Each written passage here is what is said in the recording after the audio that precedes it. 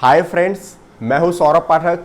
दोस्तों, आज मैं आपको बताने जा रहा हूं इकोकार्डियोग्राफी के बारे में। ECHOCARDIOGRAPHY इकोकार्डियोग्राफी के बारे में। दोस्तों, ईसीजी अलग चीज है, इकोकार्डियोग्राफी अलग चीज है, ट्रेडमिल टेस्ट जिसे टीएमटी कहते हैं ये अलग चीज है, और एंजियोग्राफी अलग चीज है। आज मैं डिस्कस करूंगा इकोकार्डियोग्राफी के बारे में। दोस्तों, सबसे पहले कुछ बेसिक्स टर्म जान लीजिए। पहला है इजेक्शन फ्रैक्शन, EJECTION,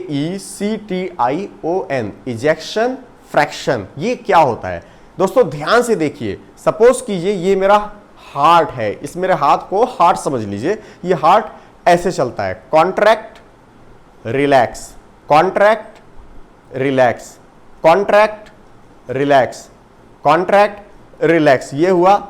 अब सपोज दैट कि हार्ट में 100 ml ब्लड आया, फिर हार्ट कॉन्ट्रैक्ट किया और इसके अंदर 40 ml ब्लड बचा, तो 100 - 40 हुआ 60।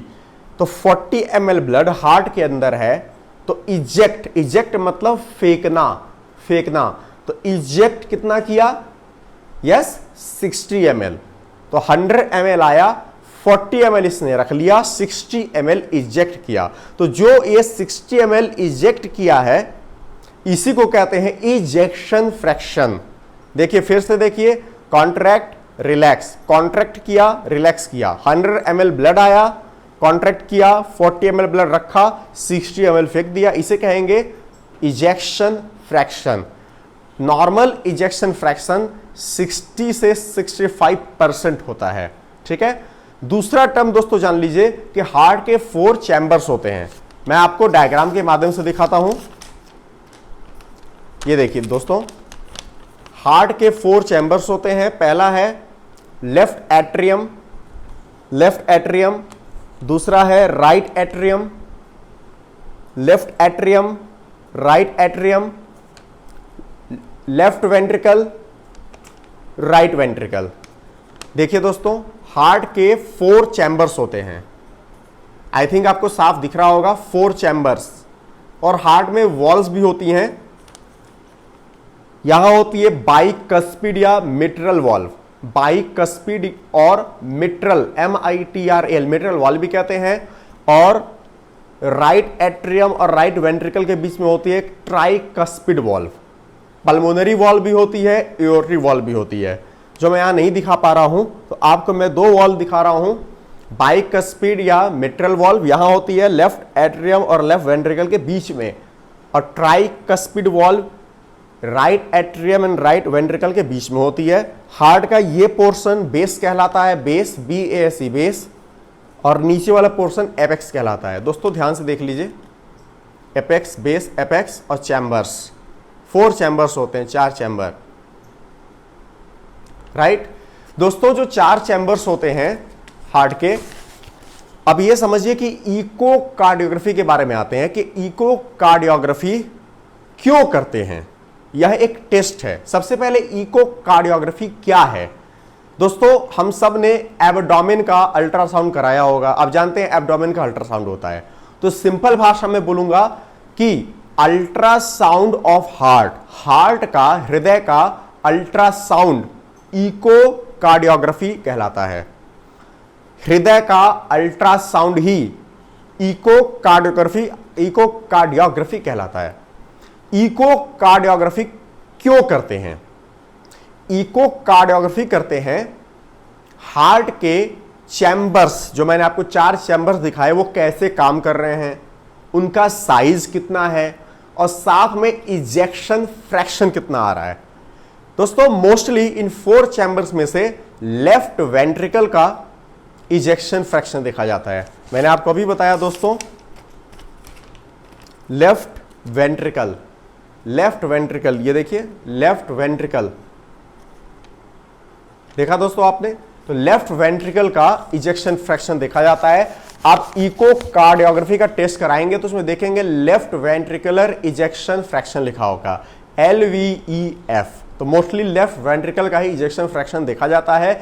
इजेक्शन फ्रैक्शन की रेंज 60 से 65% होती है नॉर्मल पर्सन्स में। ठीक है।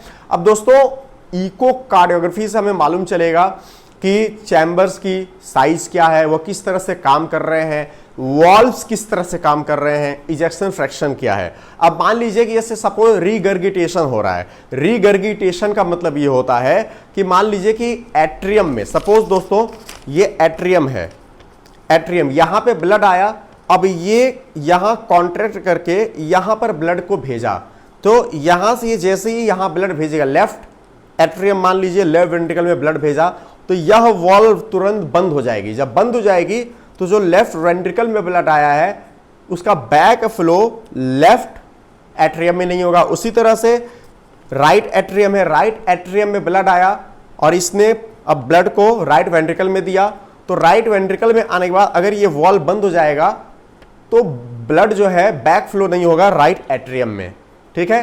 लेकिन दोस्तों अगर ये वॉल्व खराब हो जाए, चाहे बाइकस्पिड ट्राइकस्पिड, तो मान ली यहां से ब्लड लेफ्ट एट्रियम ने ब्लड पुश किया लेफ्ट वेंट्रिकल में और ये अगर अच्छे से बंद नहीं हो रही है, खराब हो गई है, तो फिर जो लेफ्ट वेंट्रिकल का ब्लड है वो आ करके बैक फ्लो हो जाएगा लेफ्ट एट्रियम में। उसी तरह से राइट एट्रियम में आके ब्लड मिक्स होगा। राइट एट्रियम ने ब्लड फेंका वेंट्रिकल में, अगर ट्राइकस्पिड वॉल्व अगर सपोज अच्छे से काम नहीं कर रही है, ठीक है, अच्छे से बंद नहीं हो रही है, तो जो राइट वेंट्रिकल में ब्लड गया वो वापस लेफ्ट एट्रियम में मिक्स हो जाएगा। तो जो बैक फ्लो होता है ब्लड का, बैक फ्लो हो रहा है, वापस आ रहा है, इसी को कहते हैं रीगर्गिटेशन।